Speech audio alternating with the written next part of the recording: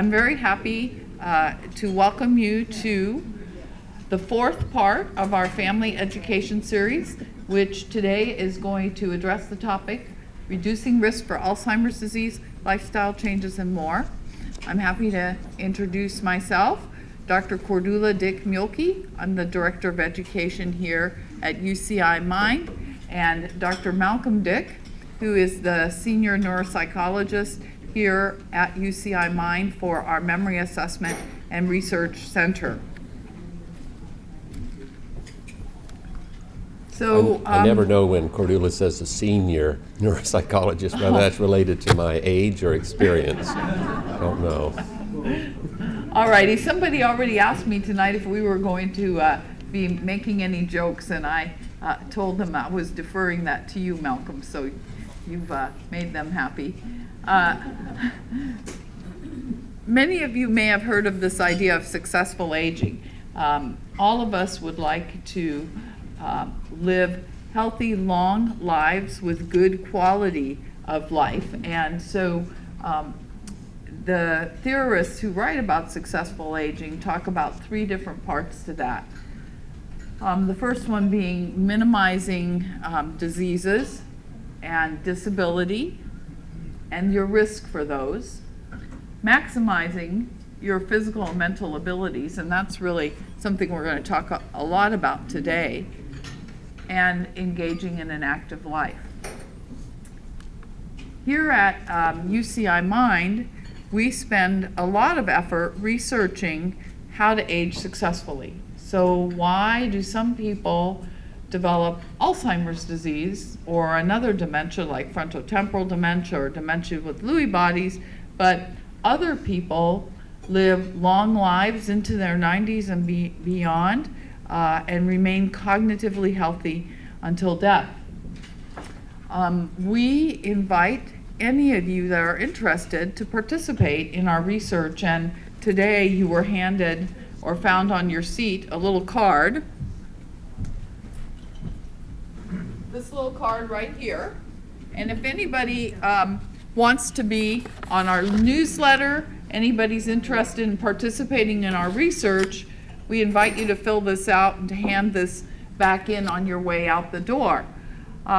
We're actually looking for healthy older adults and people with very mild memory loss that will be part of our research study. And I wonder if the people that are in the audience that are part of the research study already will raise their hands, because I know we've got some people in the audience that are part of our research study, and quite a few, and they actually come in every year, and we follow their health, and we follow particularly their cognitive health across time. And then upon death, our research volunteers also donate their brains. In order to be part of the study, we just ask that you bring a study partner, someone who can come along and also provide feedback about you, and that you agree to brain donation upon death. And people who are part of our study receive these annual evaluations at no cost, and it's great. It's great because the participants, if you're healthy, you get to monitor your cognitive health, and we find changes and pick them up early and get you into treatment if you do happen to develop mild cognitive impairment or Alzheimer's disease. And if you're in our memory loss group, we follow you, and you also get to participate in studies and have access to clinical trials that you might not have otherwise. So I've already mentioned a few of these benefits, but one of the great things is that you do get access to experts, and you also get the pleasure of knowing that you're contributing to research and you're helping to move us towards a cure. Do you have to have somebody year-round for you, or just once a year to come and see you? Once a year, people who are our research volunteers come in to the center and they are evaluated, and then they do bring a study partner at that time. And then we also encourage those research volunteers to get engaged in other studies being done here on campus on the topic of Alzheimer's disease and healthy aging. So So, this is the perfect presentation to talk about this because it's really our research volunteers that help make it possible for us to study and understand what helps us reduce risk for Alzheimer's disease. Why do some people age and stay cognitively healthy, which is what you all want? This is our most popular talk every year, so you're here and you want that. And what happens to people who do develop a dementia? So in our family education series, we've covered these 3 topics already this year. We did an overview of the dementias in March. We talked about dementia treatment in June, current medications and also investigational therapies. And in September, we talked about the behavioral and psychiatric issues that emerge in dementia and how to manage them. Now, all of those presentations are online at our website, and you have the address there and on your handout, and you can go view any of those. So we aren't going to be covering that material again this evening. So we will, however, just briefly say again what these terms mean, because for those of you that are new, it's very important to understand these terms: dementia, mild cognitive impairment, and Alzheimer's disease. Dementia is a syndrome. It involves 3 major characteristics. It's not a disease, it's a syndrome. And the 3 characteristics are loss of intellectual ability,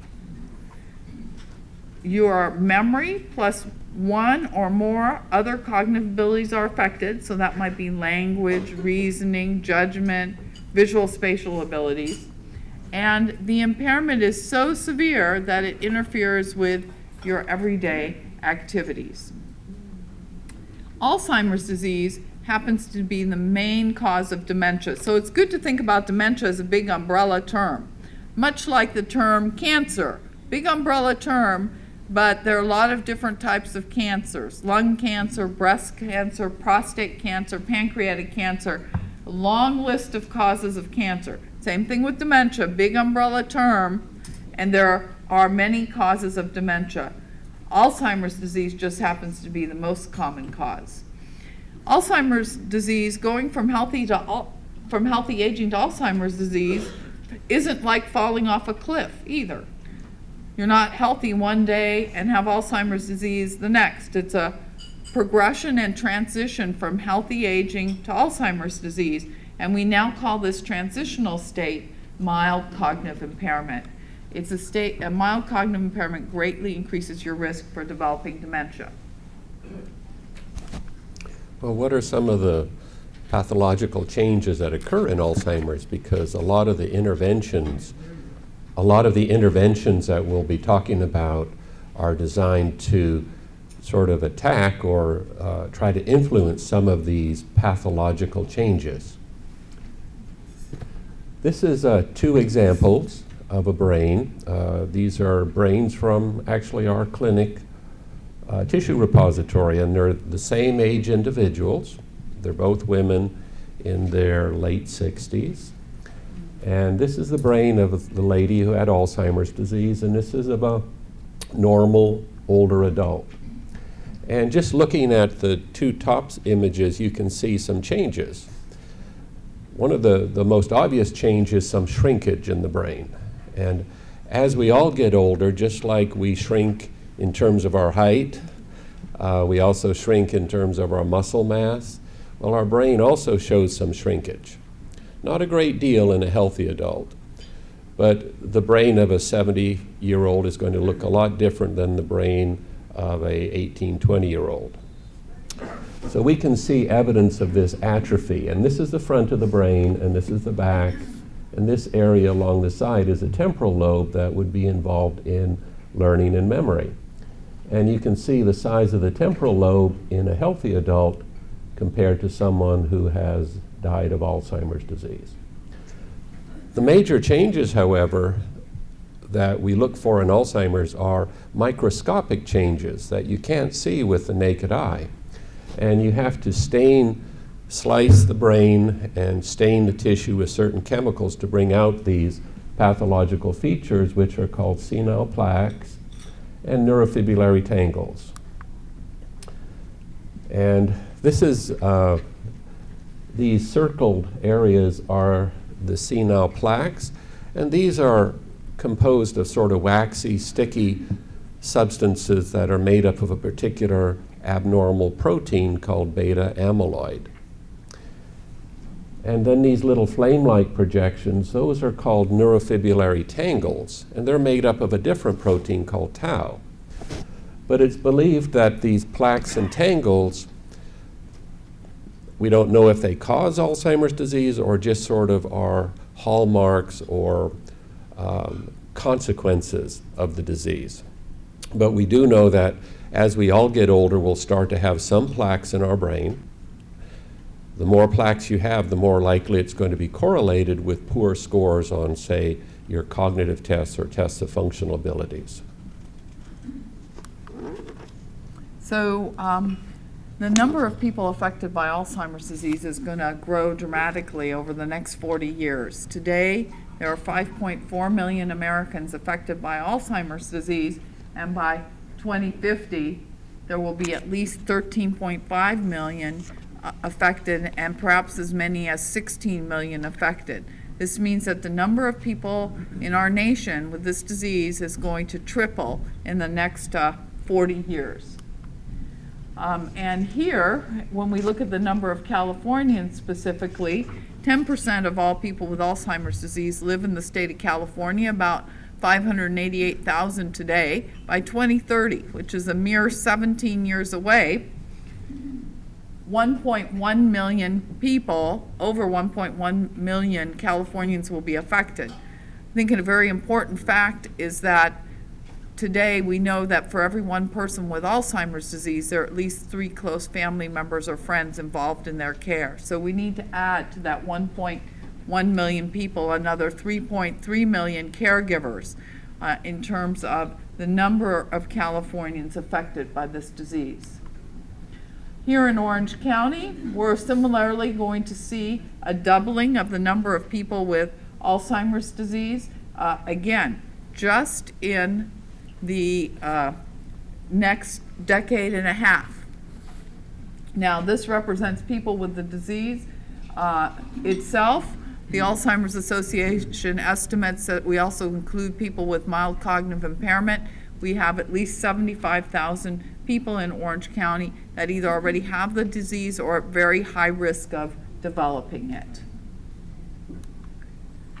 One of the groups that is going to be hard hit by mild cognitive impairment and Alzheimer's disease are the baby boomers.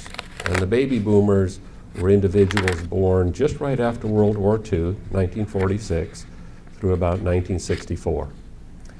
And you've probably heard that essentially every day for the next 19 years, 10,000 baby boomers in the United States are reaching age 65.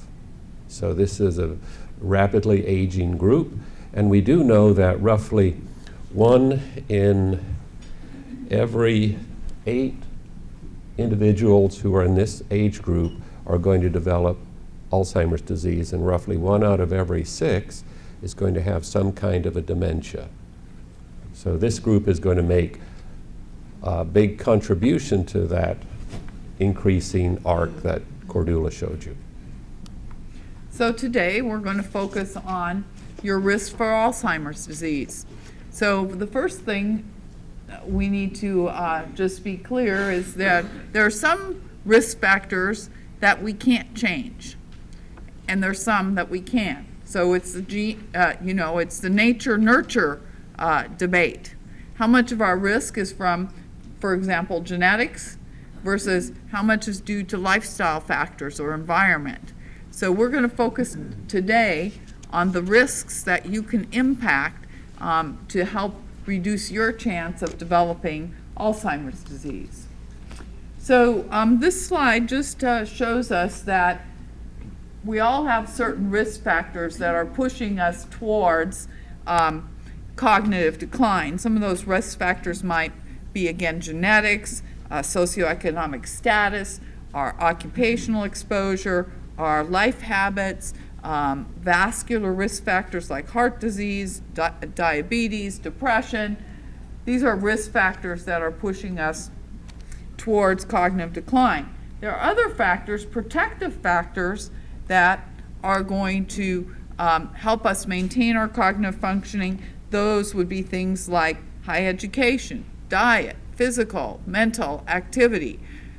So we're going to be talking about managing our risk factors and also about some things that we can do proactively to protect our brains. So as I said, there are two types of risks we're going to talk about that you can change: medical risks and then lifestyle risks, and we'll start with the medical ones. So we can't stop, science isn't at a point where we can stop a person from developing Alzheimer's or prevent its occurrence. But we do know ways of perhaps reducing the risk, as Cordula mentioned, and one of the big risks that seems to have a lot of evidence supporting it is trying to address cardiovascular risks. Interestingly, when you look at individuals who've died of dementia and they come to autopsy, and many of them were diagnosed as having vascular dementia, meaning dementia due to multiple strokes in the brain, the vast majority of them, they may have strokes, but the vast majority also have Alzheimer's disease. So we do know that cardiovascular risks are a risk for developing the disease. And the first one we're going to talk about is hypertension. And so this is just to focus you. Many of you, I hope all of you in this room know your blood pressure. How many of you here have hypertension? Anybody who has hypertension? Okay. So you'll know that the number we're shooting for is 120/80. And our systolic blood pressure, or the top number, is the force exerted when the heart muscle contracts to pump blood throughout our body. The bottom number, the diastolic blood pressure, it represents the force of blood flow when the heart is resting in between beats. So in terms of the top number, which is really important for you to focus on in terms of this presentation, if you're between 120 and 139, that's considered pre-hypertension. 140 or above is hypertension. So today, 42 million Americans are hypertensive. And the sad thing is that only about 1/4 of those people, you'll notice, have their hypertension under control. And there are a lot of things that we can do to actually control hypertension apart from medication. As you can see, a lot of the causes for hypertension are things we can really have an impact on. We can't impact our family history, but we certainly can impact our weight, how much alcohol we use, how much salt we use. We're going to talk more about insulin resistance, but this has to do with maintaining our blood sugar level.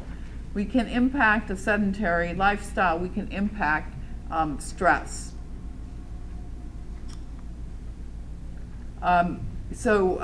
Hypertension, we know, increases our risk for developing a dementia anywhere from 2 to 5 times, as you can see in this slide. Marked hypertension here, we're talking about the top number, systolic number, being at 160 or above.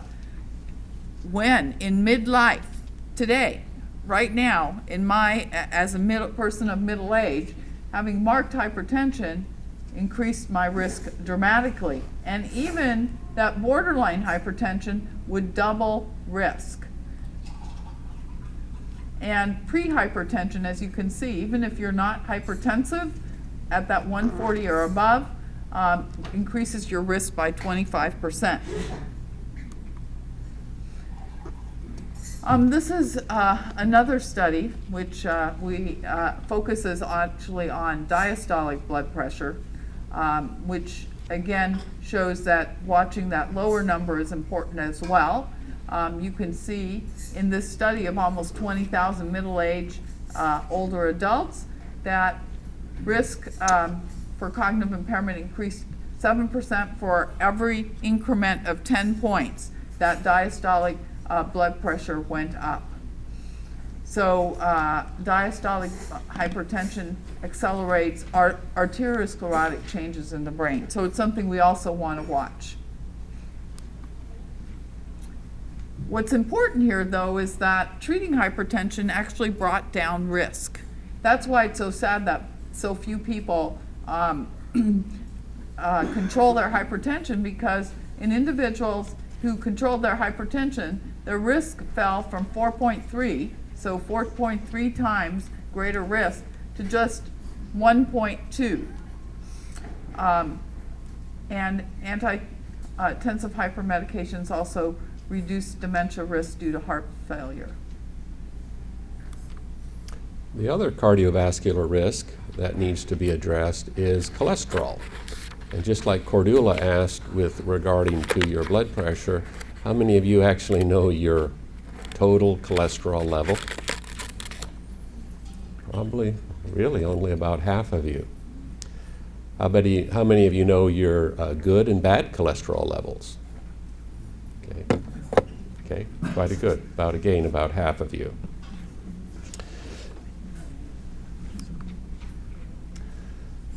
So, cholesterol, you probably know, is a sort of a fatty substance. It's called a lipid that circulates in our blood. And cholesterol is actually very important for the functioning of our neurons, the brain, and it's also involved in steroids and sex hormones and reproduction. So it's an important process. And usually our liver manufactures most of the cholesterol that we need, but we also get cholesterol through animal products in our diet. And there's two types of the cholesterol. You can go back. Oh, excuse me. So there's two types, the good cholesterol, which is called HDL, and you can think of the H as sort of like referring to healthy, and the LDL, the bad cholesterol, where the L is referring to like lethal. And the bad cholesterol is the cholesterol that sort of clogs the arteries. It attaches to the inside wall of the arteries and forms blockages. And so that over time can narrow the vessels, so you get less and less blood and oxygen flowing to different parts of the brain. The good cholesterol, what it does is it tries to take the bad cholesterol off the artery walls, take it down to the liver where it's processed and gotten rid of. The next slide shows some of the levels that we typically want.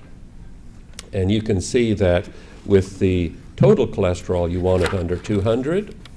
And then there's various ranges of good, desirable, or borderline or high for the LDL and the HDL.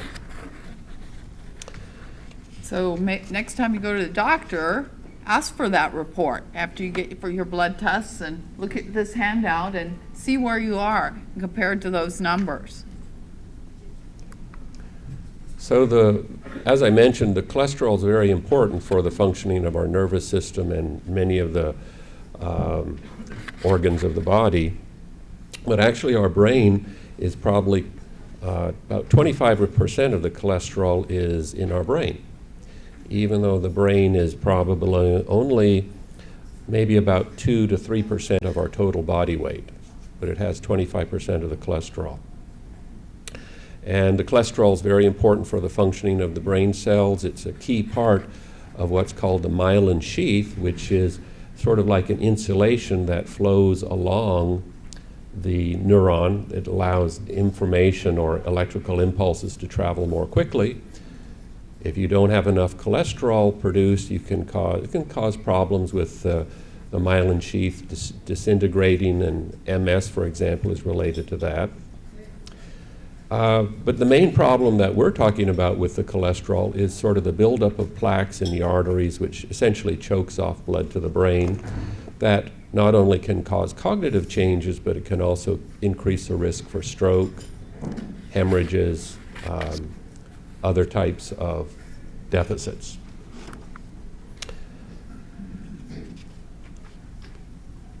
All right, he's passing the ball over to me. So what about the relationship of cholesterol to risk for dementia. So you can see, again, what's really important is we're talking about cholesterol levels in midlife. That's why I said knowing your cholesterol and asking your doctor for the report and actually tracking where you are is important, because it's really about your health today in terms of how it's going to affect your risk for dementia. So if you had high cholesterol over 250, you are over twice as likely to develop dementia. Now, when you combine high cholesterol with borderline hypertension, remember that was 120 to 139, almost 3 times greater risk. High cholesterol plus marked hypertension, over 160, 3.5 times greater risk. So again, the higher that systolic or top number in your in your blood pressure, the greater the risk for developing the dementia, and in combination with high cholesterol is particularly dangerous in terms of risk for dementia. You can see when they looked at patients over a course of 27 years, those who had high cholesterol midlife, they had a 42% increased risk of dementia. So watching your cholesterol, controlling it again, is very, very important. Now, in terms of HDL in particular, so the goal for HDL, and I'm going to look it up because I have to actually look because I always say the wrong thing. Remember, HDL, healthy cholesterol, we want that below 40. So here, looking at about 4,000 British civil servants, and they're taking measures of cholesterol and short-term memory at age 51 and then 61, and they compared levels of HDL. You actually want it above 60. Oh, well, this is wrong then. No, you- okay. I see. If it's above 60, it's good. I read the wrong column. Good, thank you. Above 60. See, you should have done this slide. Above 60. So the ones with the lowest HDL had a greater loss of memory at age 51, and that even increased to 53% greater loss of memory at age 61 compared to 55. You can see that participants whose HDL level declined were more likely to show impairment in memory. So that shows the importance of keeping it where? Above 60, right? So there's ways that you can control your cholesterol. Obviously, the ones that we're all aware of is through diet and exercise. But when diet and exercise aren't enough, your doctor might go ahead and prescribe a statin drug. And these are the most common statins. And statins are typically given primarily to lower the bad cholesterol, the LDL.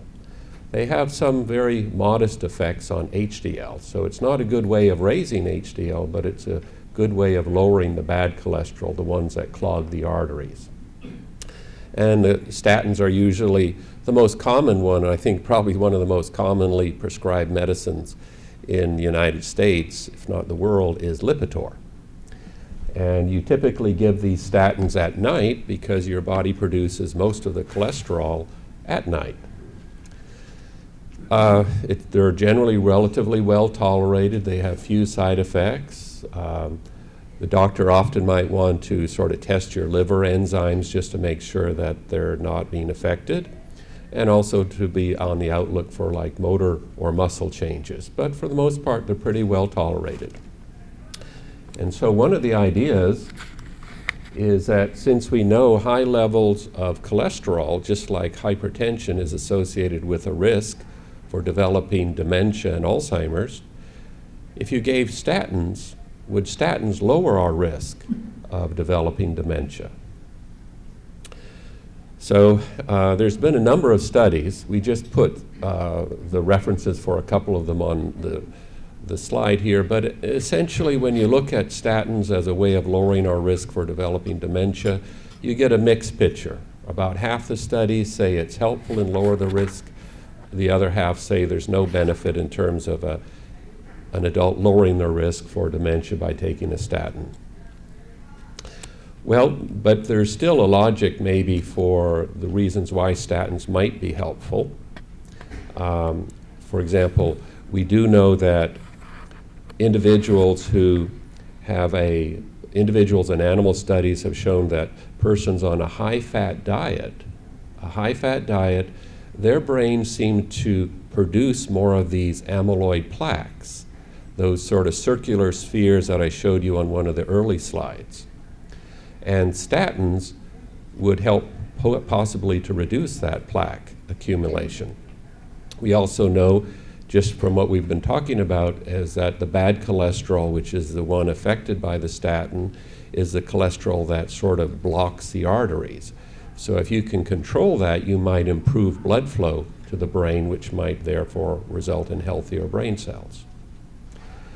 There's also some evidence that the LDL, when it attaches to the wall of the arteries, it causes inflammation. And there's a growing evidence that in Alzheimer's disease, there's evidence of inflammation in the brain. So possibly the use of a statin might lower inflammation, and that might help. And then finally, and we'll come back to this, there's evidence that the cholesterol can cause oxidative damage to the brain. And we'll talk more about oxidative stress and damage when we talk about antioxidants. So there's a number of reasons why statins could possibly help. However, no doctors in a healthy adult would say, well, we'll put you on a statin. A healthy adult who doesn't have a problem with their cholesterol, they wouldn't put you on a statin just as a way of reducing your risk. But if you have high cholesterol, then on a statin it may be helpful. But the evidence not really very conclusive at this point in time. So another major medical condition that you want to pay attention to is diabetes, because research suggests a clear relationship between diabetes and Alzheimer's disease. And having diabetes or being pre-diabetic can increase your risk. I'm sure you have heard, because it's been broadcast widely, that diabetes is actually at epidemic proportions in our nation. You can see there's been a 41% increase in diabetes since 1997. The numbers are on the slide. There are also large numbers of Americans who are pre-diabetic, and we know that much of this is caused by the obesity problem and growing obesity problem we have here in the United States. So this is a world map showing the dramatic increase in diabetes. Again, just in the next 17 years. Here in the United States alone, there's going to be a 34% increase in the number of Americans who have a diabetes, and diabetes has many very dramatic long-term effects that are negative for your health, including such things as loss of vision. So it's a very scary disease in many ways. Look at here in Africa, an 80% increase in diabetes, or in China, 45%. Worldwide, we're going to see this rise in diabetes. So what is diabetes? And this is just a simple explanation of the disease. Basically, diabetes occurs when the body's unable to regulate its own blood sugar.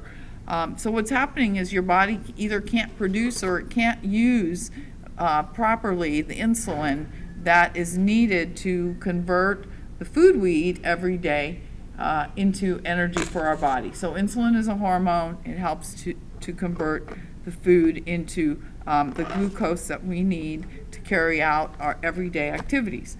So type 1 diabetes is basically what's known as juvenile diabetes, and that is when you're born diabetic and your body simply cannot produce insulin.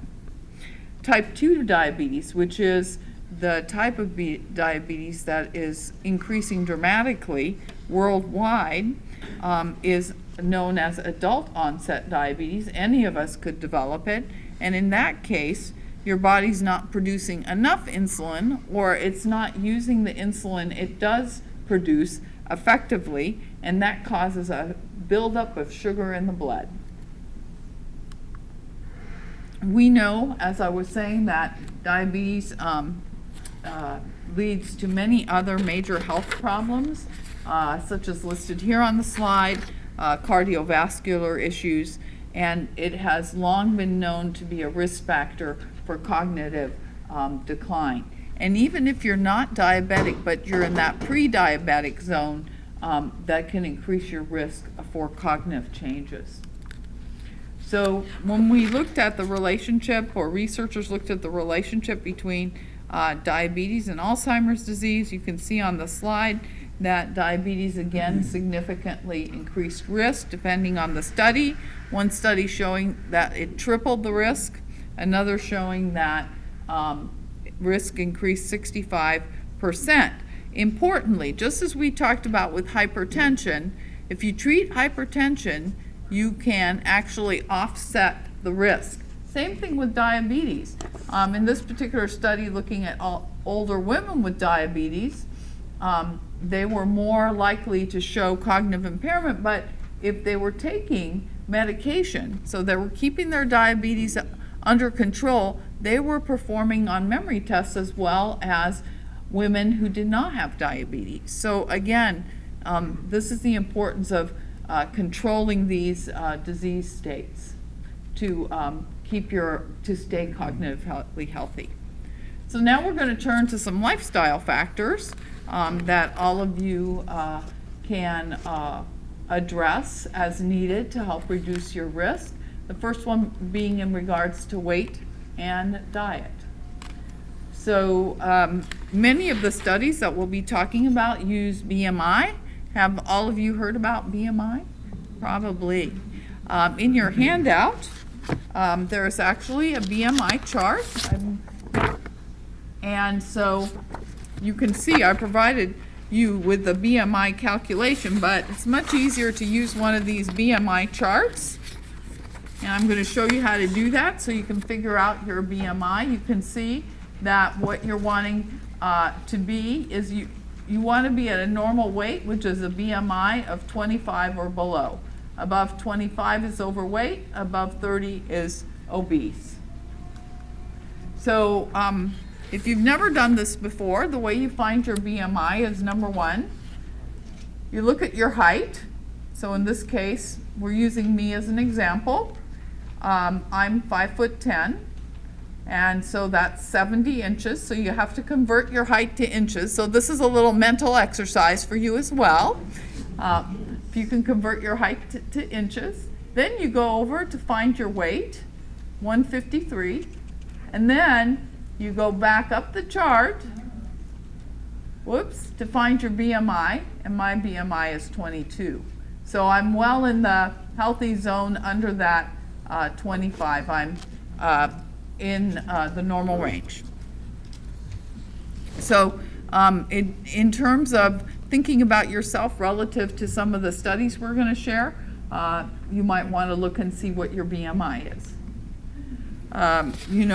One of the great contributors to obesity in our nation is that we've supersized just about everything, as this cartoon represents. And here in our nation, this is just very recent data from the CDC, you can see how dramatically our nation has changed and how it's becoming more predominantly, obesity is becoming a more predominant problem. Look at our map in 1990. There's not a state in the United States that has obesity or rates of obesity, and that means a BMI of 30 or above, that's above 10 to 14% in 1990. In fact, we have 4 states, no data, but we have many states that are under 10%. By the year 2000, many of these states have obesity rates of 15 to 19%, many more, 20 to 24%. Look at this today.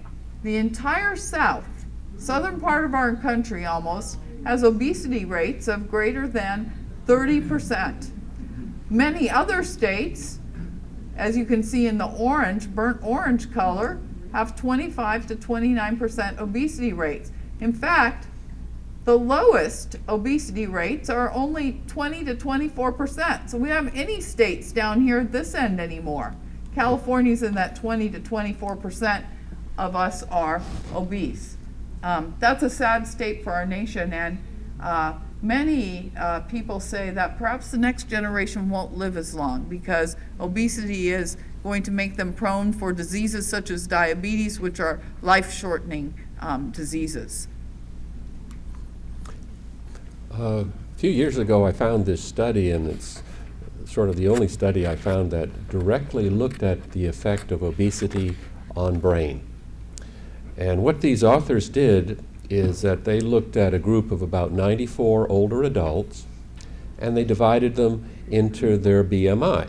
So you had overweight, obese, and normal. And they did brain scans. And what they were interested in looking at is, were there particular areas of the brain that were affected, particularly by the obesity and being overweight? And what they found, and the changes are shown in the shaded areas, but what you're looking at, this is a side view of the brain. So the person's nose would be out here, their eyes about here. And so this is the frontal lobe. And the frontal lobes are involved in what we call executive functions. And these would be things like organization, planning, multitasking, decision-making. There were some changes, a loss of brain cells in the frontal lobes, shown on this side view, and this is a top view, so you're looking down on the person, their nose would be here, their ears on either side, and you can see there was a loss of brain tissue in the obese individuals in the frontal lobes involving these executive functions. This is a side view of the brain, a front view, so you're sort of looking at the person straight ahead, and now they're slicing the brain like a loaf of bread going from the front to the back. So the person's ears would be about here. This is the temporal lobe, and there's an area called the hippocampus that's particularly involved in the formation of memories. And in individuals who were obese, in their study, they showed atrophy or shrinkage in the size of the hippocampus and temporal lobe. So that's going to affect memory and learning. They also showed changes in what's called the white matter of the brain, which are tracks that sort of provide a way for information to pass from one side of the brain or from front to back, etc. And there was a loss of brain cells in these tracks, which would then result in a slowing down in their speed of information processing, so they'd be slower at thinking. Interestingly, when they took all of this into consideration, the shrinkage in the brain, what they showed is that essentially overweight, obese individuals had about 8% less brain tissue than someone their same age who was of normal weight. If you're overweight, not obese, you had about a 4% loss. As I mentioned earlier, as we get older, our brain shows some shrinkage. And so those people who were obese, their brains actually looked about 16 years older than they actually were. And the people who were overweight, their brains looked about 8 years older than they were actually. Interestingly, these changes in the cognitive processing was not seen in the overweight. It was primarily in the obese.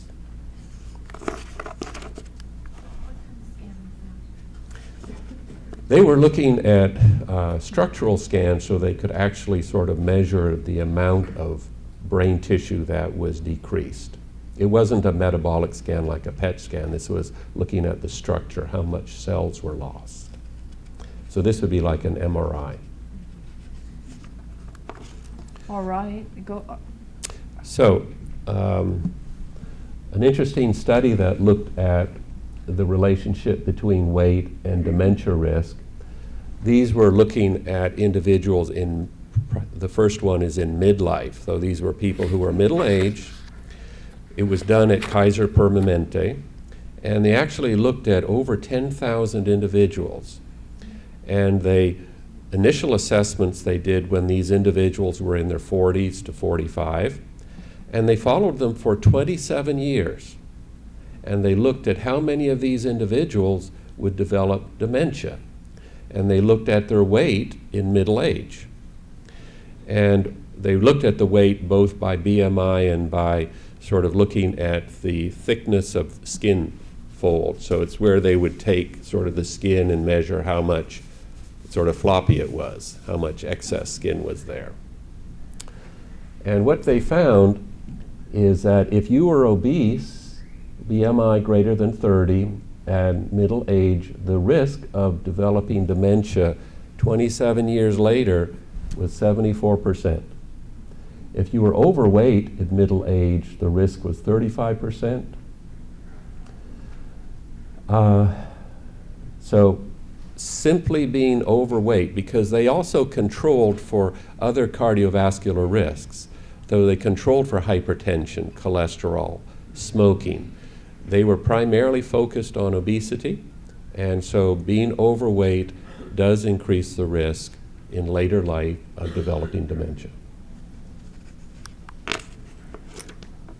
Particularly important, or seems to particularly important factor in terms of weight and risk for dementia is what we call central obesity, basically belly fat, and that carrying your weight around your middle increases risk for dementia. Again, in this study, they controlled for other medical factors, just like the study Malcom just described for you, and they found that if you even had a normal weight, but you had a large belly, that almost doubled your risk. And if you were obese and you had a large belly, you can see that almost quadrupled your risk for developing a dementia. So we're going to move on now and talk about diet. And one of the most popular topics is the omega-3 in fish. And so you probably know that omega-3s are one of the polyunsaturated fats. And there's two kinds of these polyunsaturated fats that are often talked about. There's the omega-3s and omega-6s. And so the omega-3s are not produced by the body, but we get it through our diet. And the main source of the omega-3s would be fish, particularly cold water fish, such as salmon, sardines, tuna, trout. Omega-3s have two main components, and I never can pronounce them, so don't expect me to pronounce them, but there's EPA and DHA. And both of these are what you can get from fish. There's also another type of omega-3. This is called ALA, and this comes primarily from plants. And ALA is, ALA has to be broken down and converted into this EPA and DHA, and it's not a very efficient method. So you can get some of this omega-3 from plants. I forget the plants, flaxseed. No, but walnuts, right here, flaxseed, dark green leafy vegetables, and again, through this process, ALA will convert into some DHA, but it's very inefficient, so it's not an effective way to get a high level of omega-3s.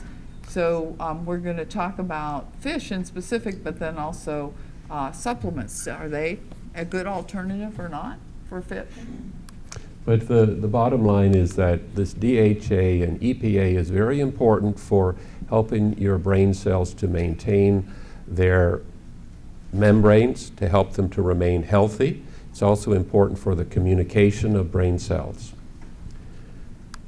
And probably one of the first and maybe the classic study that looked at the benefit of a diet that had fish was done by Morris and her colleagues about 2003. And what she did is she looked at a group. It was about 815 seniors. These were people in their 60s to 90s. And she followed them for 4 years. And during that time, she had them complete on a regular basis questionnaires about their diet, sort of dietary questionnaires. And then she looked at the end of the 4 years how many of these healthy adults had converted to dementia. And what she found was that if in their diet they had consumed fish at least once a week, they had essentially a 60% reduced risk of developing dementia during that 4-year span. If you ate more than once a week, it was about the same reduction, about a 60% reduced risk. And they included in their diet anything that was fish. So it could be fish as a main course, it could be fish sticks, could be a tuna fish sandwich. So any kind of fish they found was beneficial in terms of reducing the risk. So what is the goal here? If you're a healthy older adult, the goal is to aim for, as the slide says, 2 non-fried is the key word here. Servings of fish, preferably such as salmon. Of course, there are exceptions for high-risk groups like pregnant women that shouldn't be eating tuna due to mercury level. We know, and research has shown now, that really frying the fish does take away the benefit. Many people worry about consuming fish like salmon because of the potential contaminants. Actually, 2 things to say about that. The best way to resolve that and to minimize the contaminants is actually to make sure you skin your fish before you cook it. The majority of contaminants in fish like salmon is actually in the skin. Also, you have in your handout, we're going to talk about the Mediterranean diet in a little bit, so you have a nice colorful Mediterranean diet chart, but on the back of that you're going to find a little guide on fish and mercury levels and how much you can eat based on your weight. So there are many guides on the internet though. There's a couple given in this slide where you can go on and you can look at the various contaminant levels and mercury levels in fish and make sure that you're safe in how you're consuming these foods.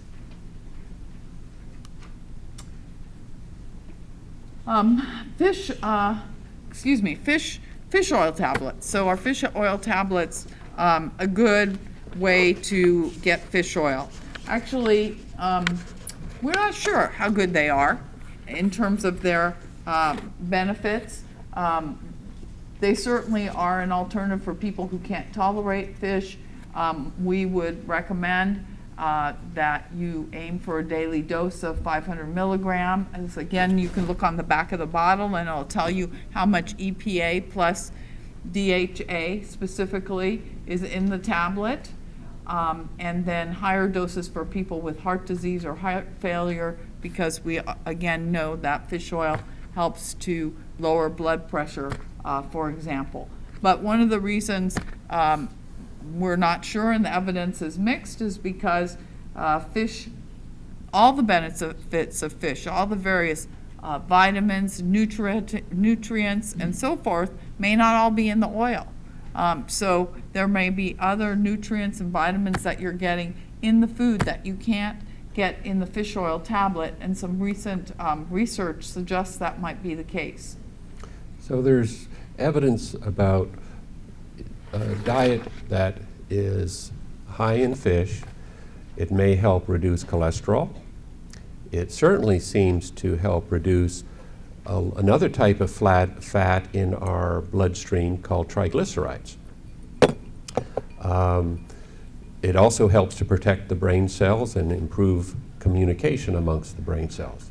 So there seems to be some cardiovascular benefits of fish, and so the FDA in 2000 sort of allowed pharmaceutical companies and supplement makers to sort of put on their labels that EPA and DHA may help essentially have some cardiovascular benefits. And then in 2004, the FDA allowed food manufacturers to put on their cartons that EPA and DHA were associated with sort of, quote, a heart-healthy diet. Well, in the last 2 months, October and November of this year, there's been a couple of studies that have been released that sort of threw some cold water on the idea about fish oil maybe being equivalent to fish. And one of these studies, it's called the Origin Study, they looked at over 12,000 older adults who were taking either 1,000 milligrams of DHA and EPA versus a placebo. And they followed them for 6 years, and they were essentially looking, these individuals also had either diabetes or they were pre-diabetic. And over the 6 years, they looked at the death rate from cardiovascular incidents, either like a major stroke, heart attack, congestive heart failure. And what they found at the end of the study is that there was no difference between the people on the fish oil and those on a placebo who died from some major cardiac event or any cause of cardiac mortality. So there didn't seem to be a benefit by just taking the fish oil, which makes sense. You shouldn't assume that if you just pop a fish oil, you don't need to change anything else in your diet and you'll be protected. The other study, it was in the Cochrane reviews, and the Cochrane reviews, I don't know if you've ever looked at them, but they are sort of very prestigious reviews written by experts in the field that evaluate certain topics. And one of the topics they evaluated just recently was fish oil. And they looked at the benefit of fish oil for cognitive functioning in 3 well-done studies that were called placebo-controlled, randomized, double-blind studies. So this is where individuals either got the fish oil or they got a placebo. The doctors didn't know what they were getting. The individuals didn't know what they were getting. And what they did is they looked over a span of time, and it varied from just half a year to up to 4 or more years in these healthy adults. And they looked at their performance on cognitive tests. And unfortunately, they didn't see any benefit of the fish oil in terms of performance on memory tests, on tests of executive functioning like planning, organization, reasoning, or in terms of speed of information processing. So there didn't seem to be any benefit of EPA and DHA in terms of cognitive functioning. And they also, in that earlier study, there was seemed to be no benefit for reducing risk of cardiac or cardiovascular death.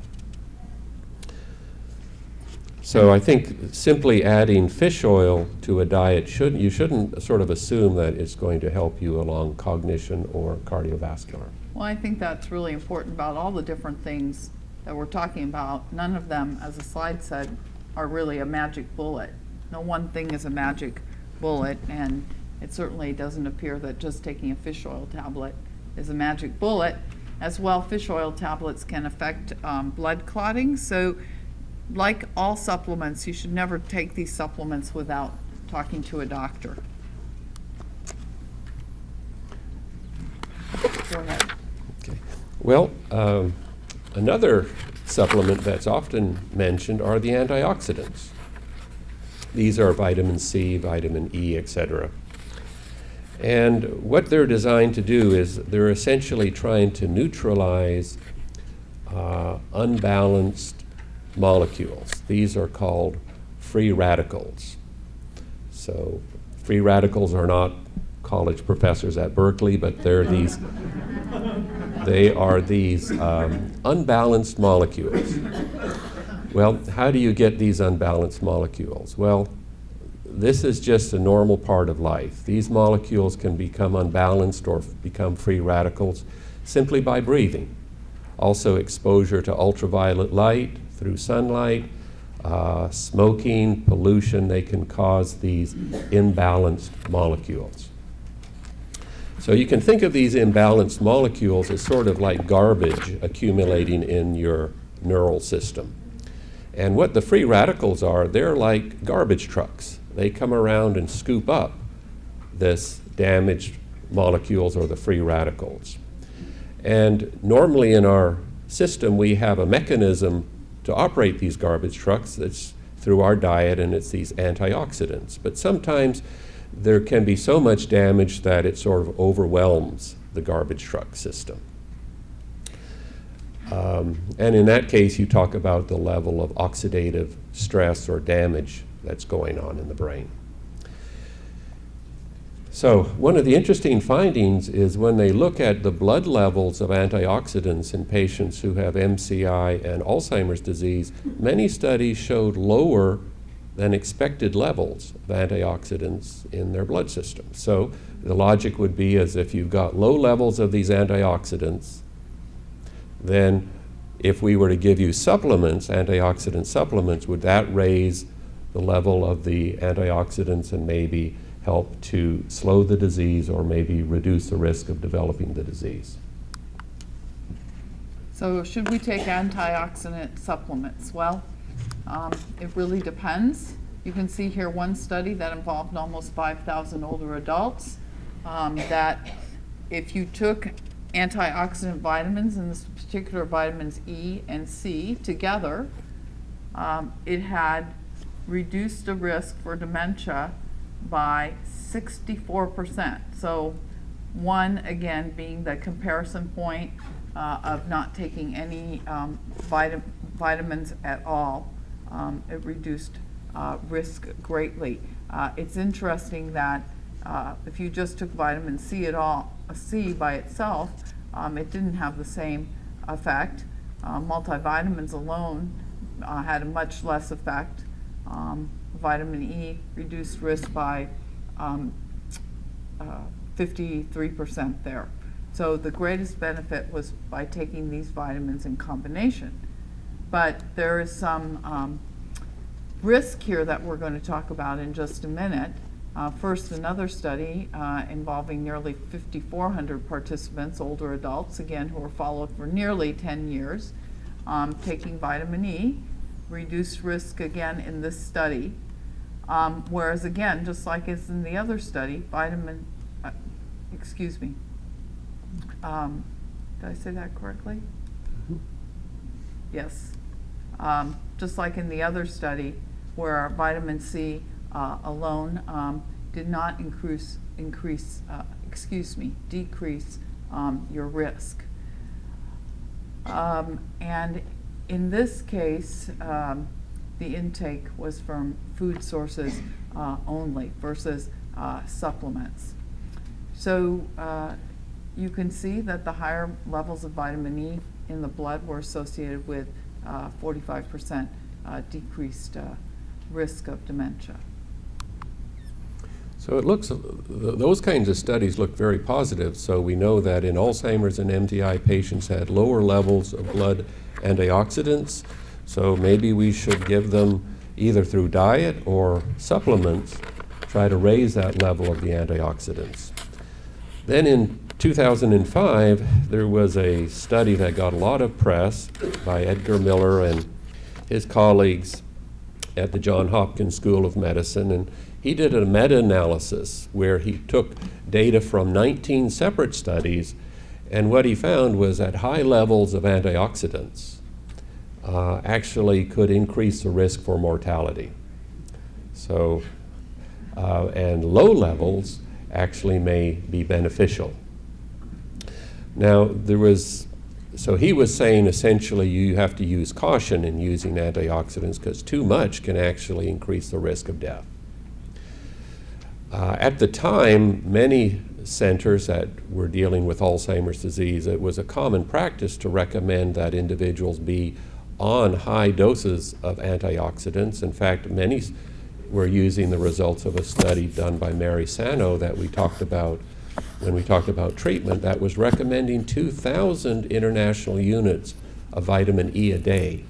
And if you look at a typical bottle of multivitamins, what you find is that the recommended amount of vitamin E is probably around 15 international units, and places were recommending 2,000. There were some problems with this meta-analysis done by Miller. One is that the majority of studies that he was looking at were using patients who are actually very sick. Many of them had cardiovascular problems, or they had Parkinson's disease, or they had other health issues. So the generalization of his findings about high doses may be a risk for mortality. Perhaps it doesn't apply to healthy adults. But still, you have to be cautious about using these high doses of antioxidants. So should you take antioxidant vitamins? Well, I think only you and your doctor really can decide that. And so your doctor that needs to be a discussion. So we wouldn't recommend just going out and starting taking mega doses, because it can have some negative side effects. Also, vitamin E is a blood thinner. So it could interact with medications. If you're on a potential blood thinner like Coumadin or high-dose aspirin, it could worsen that blood thinning effect. Now I don't know if you're like us, but we always get these flyers in the mail touting various memory boosters and supplements that you can take that will either boost up your memory or they'll prevent or lessen the risk of cognitive decline. And this is a big business in the United States. It's estimated that by next year, consumers will spend over $2 billion a year on these sort of memory-boosting supplements. And this, I think, reflects that concern we talked about at the very beginning about the aging of our population, particularly the baby boomers who are maybe concerned about their memory loss. Well, do these supplements really work? If you ever look at the advertisements on TV or in these flyers, nearly all of the evidence is based on testimonials, positive testimonials. I've never seen one that had negative testimonials. Or they never have said how many testimonials they had to do in order to get the positive ones. So did they have to interview 100 people and maybe they got 10 positive and 90 negative? But it gives the impression that these are going to be beneficial for your memory and maybe lessen the likelihood of developing into some kind of cognitive impairment. Well, the problem is that these do not have very much evidence showing they're beneficial. It's mainly based on testimonials.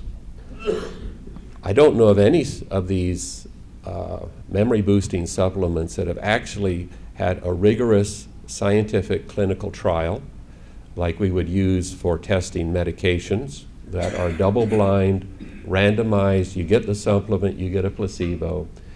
And very few of them use any kind of objective measures of memory or thinking. They just sort of rely on the person saying, oh, my memory was much better after 6 weeks on brand X than it was before. Also, the contents of these supplements, they're not monitored by the FDA, so you never know actually what you're getting. And there could be a lot of contaminants in these supplements. Particularly some have been shown to carry heavy metals like mercury. And the other big problem is that these supplements, the ingredients, either by themselves or combined with others, can cause side effects. And they may interact in a negative way with certain medications. These are some of if you look at the ingredients, they'll often mention the DHA and the EPA. And we've already talked about how that large study just released a month or so ago didn't find any benefit in cognition. Other components are things like acetyl L-carnitine, huperzine A, ginkgo, ginseng. All of these are ingredients, and in the table you can see, while acetyl L-carnitine and huperzine A, they're sort of, the idea is that they would work similar to a drug like Aricept. And there are some studies looking at huperzine A that were done in China that maybe had some beneficial effects for Alzheimer's patients. But these drugs can produce a wide variety of side effects. And we've listed them on the handout here. The one is probably often seen in many of these supplements is ginkgo. And so ginkgo is an herbal supplement. It comes from a tree native to China. It's been touted as a way to improve concentration and memory. Ginkgo is actually a prescription medicine in Europe. Prior to the onset of availability of Aricept, ginkgo was a prescription drug given for treatment of Alzheimer's disease. Well, what does it do? Well, the next slide shows the results of a very large study that was done by the National Institute of Health and Aging. They tested the benefits of ginkgo in older adults. They had over 3,000 older adults. Most of them were healthy adults. Some had mild cognitive impairment. And what they did is they gave 240 milligrams of ginkgo per day, which is sort of typical of the recommended dose. And they, over a 6-year span, they tested these individuals who either got a placebo or they got ginkgo with cognitive tests. They did a complete assessment every 6 months for 6 years. And what they were interested in looking at, would, in these older adults taking ginkgo, would it lessen or reduce the risk of developing dementia over that 6-year span? And the results are shown in the bottom here, where there was essentially no benefit whatsoever from ginkgo in reducing the risk of developing into dementia. So ginkgo was proven, and these kinds of studies will never be replicated. It was very expensive for the National Institute of Health to test it. No pharmaceutical company or herbal supplement company is going to fund this kind of research. But so this is a very well done study showing no benefit of this supplement. So we only have a little bit over 10 minutes left.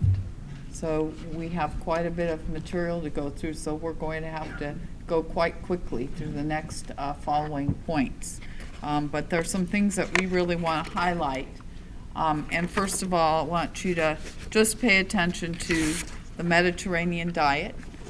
Many of you may have heard about the Mediterranean diet, and I gave you a larger handout of this triangle, so you can see that the Mediterranean diet is rich in vegetables, whole grains, and oils like olive oils, and where you eat more fish than you would eat red meat, and that some alcohol is allowed, and it encourages daily physical activity.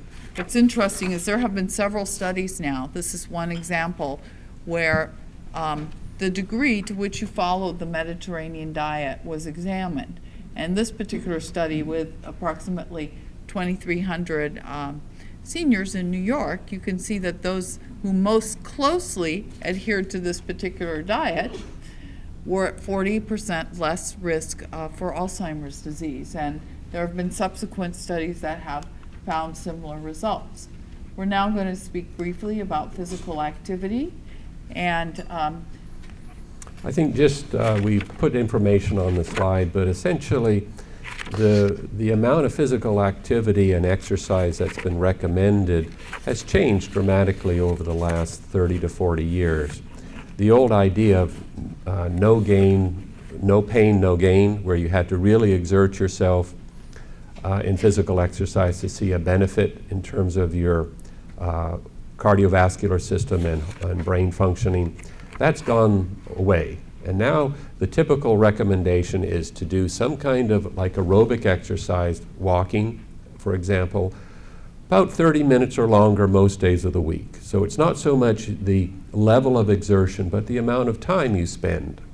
And they would recommend sort of a moderate level of exertion. So what is that? That's where if you're walking with a friend, you can engage in a conversation with them, but by the end of the 30 minutes, you're a little bit winded.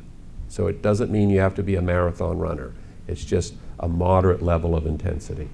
so we're just going to highlight a couple of studies here to show the importance of exercise, and it's never too late to start exercising. So this particular study actually looked at seniors, 65 plus, over 6 years, and found that if they were exercising just 3 days a week for only 15 minutes at a time, it reduced their risk for dementia by 1/3. And these, again, weren't strenuous exercises. Again, included things like walking and stretching, aerobics, as well as more challenging weight training. In another study, again, emphasizing all you need to do is take a walk. Both of these studies show that regular walking can reduce your risk for dementia. One done with older women, where risk was reduced by 20%, and the other with older men who had a 41% reduced risk of dementia. So just going out and taking a regular walk at least 3 times a week for 30 minutes, 1.5 hours there, is something that is easily doable and could help reduce your risk. Additionally, studies have looked at how active we are in midlife, and this particular study did just that, following nearly 1,500 people for 35 years. And those who you can see exercised twice a week, when they became older adults, they were at a 62% lower risk for dementia. And again, walking and cycling. So just take a walk. And finally, because of lack of time, just quickly, again, as Malcom said when he was talking about supplements, there's no magic bullet. And I think what's interesting is now we're seeing studies that are looking at doing things together. So this particular study looked at diet and exercise. And you can see, again, 1,200 older adults nearly, and interviewed about their diet and exercise, and you can see the ones whose risk was most reduced were those who exercised regularly and adhered most closely again to the Mediterranean diet, 60% reduction in risk, versus just using the Mediterranean diet at 40% and just exercising at 33%. So doing these things in combination is very important. Another risk factor is head injury. And so we do know from multiple studies that if you're an older adult who has a head injury, particularly with the loss of consciousness, that you are 2.8 or higher times risk of subsequently developing dementia. And this risk is particularly increased if you happen to have one of the ApoE gene type 4, which we talked about when we talked about some of the issues related to dementia diagnosis. So if you have this risk factor for Alzheimer's disease and you have a head injury with loss of consciousness, it can raise the risk up to 7 times or higher. Right. ApoE4 is simply a genetic risk factor that increases your risk. And many of you have probably heard, it's been widely out in the news and on the internet about the relationship between concussions, sports-related trauma, and even subconcussive injuries, and how that increases risk for dementia. You can see among this particular group of retired players, 6.1% had dementia symptoms, and that's higher than the national average. The national average is just 1.2%. So players 30 to 49, again, you can see the data there, dementia-related diagnoses, 19 times higher than the national average at that particular age range. Mental activity. So I think it's important to notice that activity, physical, mental, and social activity are all important for your brain. And Malcom is going to, he promises me, very briefly explain the brain reserve hypothesis, or we're going to be here till 7 o'clock. Well, I was wondering, should we just skip the brain reserve We could hypothesis? skip the brain reserve hypothesis because We'll hold that off for another presentation. we will. But basically, it in a short message, one sentence, I challenge you.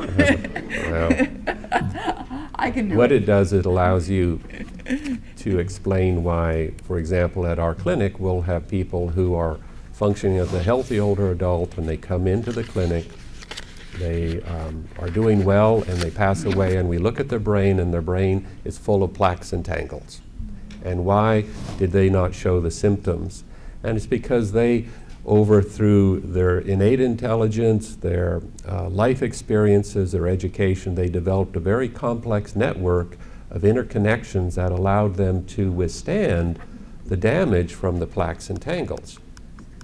And if you compare that to somebody who has a less cognitive reserve, a less elaborate network, then it helps to explain why you can have individuals who look like they're functioning well and yet their brain shows pathology, and also why these highly educated, highly functioning individuals, when they do get dementia, it often leads to a very rapid decline within a short span of time.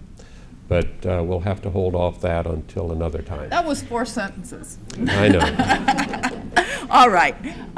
So the main message is turn off the TV and be mentally active. And this study, and you see the details there, showed that when they looked at seniors who developed Alzheimer's and those who didn't, and how they were spending the leisure time, seniors who developed Alzheimer's were spending more time sitting in front of the TV. So got to get off the couch.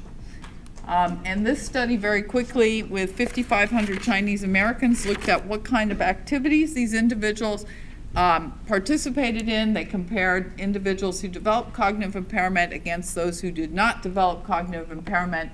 And guess what? People who became cognitively impaired in this study were watching TV twice as many hours as people who weren't. And this is hours per week.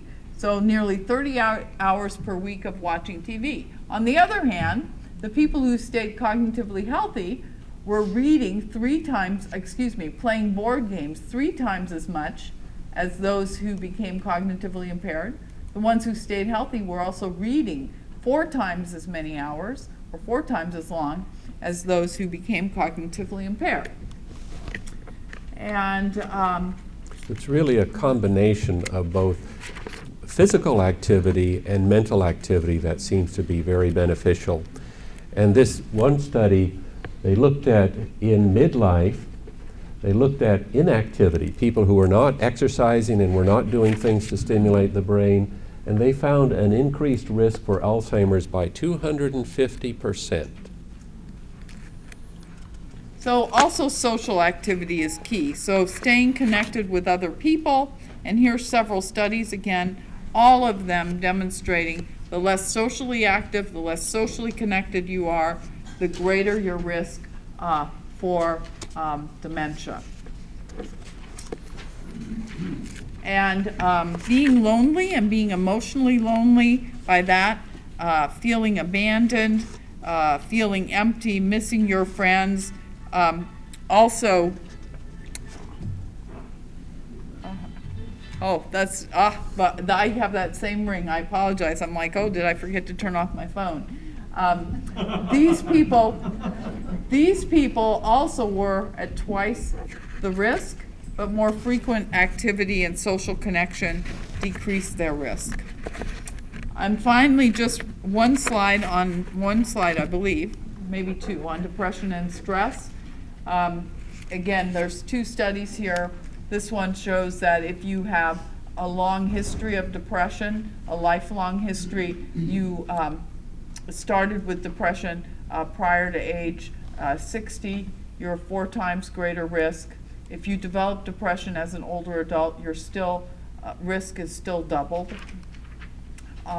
And here again, another study showing that depressed individuals, older adults here, were nearly 2 times as likely to develop Alzheimer's disease. Depression is a very treatable disease. It has a lot of stigma. People often don't like to admit it. It's very treatable with medication and counseling. Oh, do your evaluations if you're leaving, please.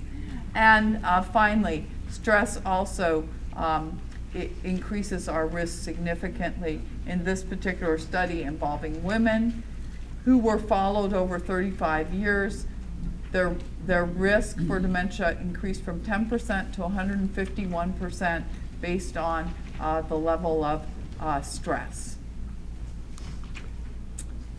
And again, reiterating the point about depression. And so we want to do all these things together.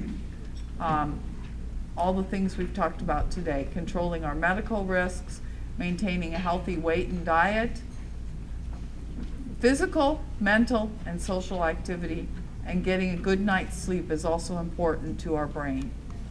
So unfortunately, there is no miracle pill or supplement you can take.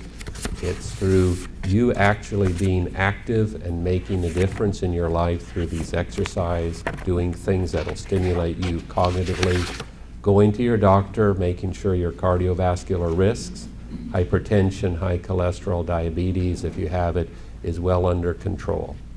Also, one thing that I just realized I forgot to announce at the beginning, and I had promised the Alzheimer's Association I would do that, and better late than never, is that the Alzheimer's Association is going to have a very special event.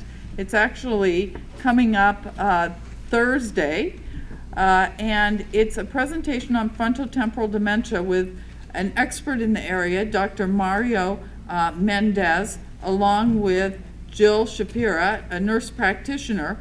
This is a special event because the Alzheimer's Association is actually going to be giving 3 research awards. Those 3 research awards are all going to UCI Mind researchers. We are so proud of that.